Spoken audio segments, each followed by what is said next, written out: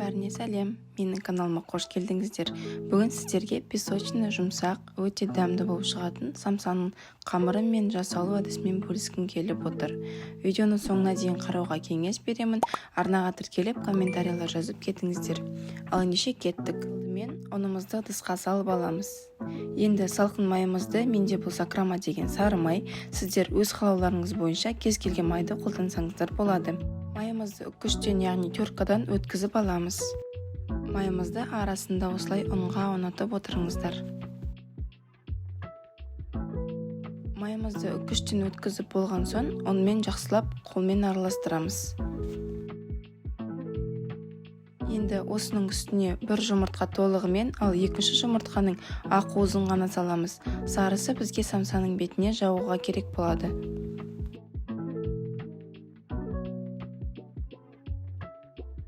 Енді 100 мл мұздай суға бір шай қасық тұзымызды салып, тұз ерігенше араластырамыз.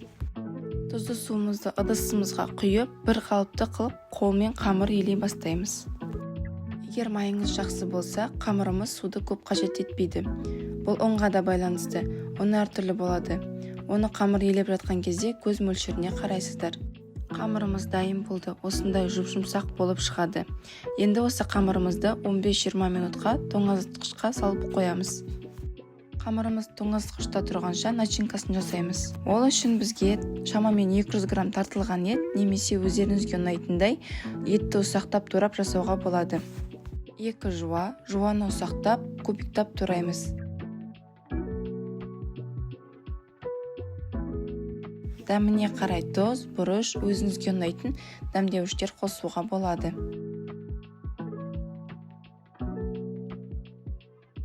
Мен тартылған етіме біраз сұйық май қойдым. Енді осылай қолмен жақсылап араластырып аламыз. Начинкамыз дайын болды. Енді тоңазытқыштағы қамырымызды шығарып, кішкентай бөліктерге бөлеміз. Қамырымызды тең бірдей бөліктерге бөліп аламыз. Мен орташалау қылдым, сондықтан менде 15 штук шықты. Егер қамырыңыз көп болып кетсе, морозильникке салып қойсаңыздар болады. Енді қамырымызды өте қатты жұқа да емес, қалың да емес, орташа қылып жайып аламыз.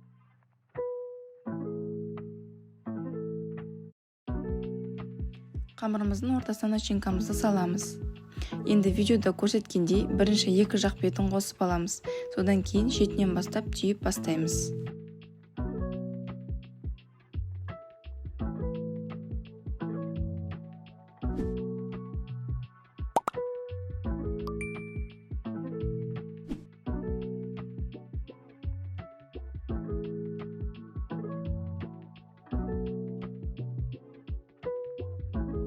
Самсамызды әдемілеп түйіп болдық. Енді табамызға сала бастаймыз. Енді видеоның бас кезінде алып қалған жұмыртқаның сарысына біраз сүт қосып, осылай самсамыздың бетіне жағып шығамыз.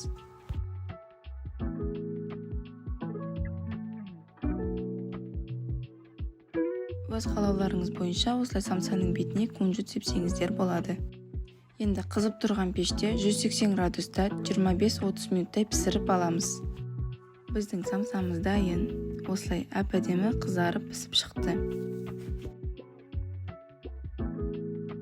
Самсамыздың қамыры өте жұмсақ, әрі песочный болып шығады. Ішіндегі начинкамыз да толықтай пісті.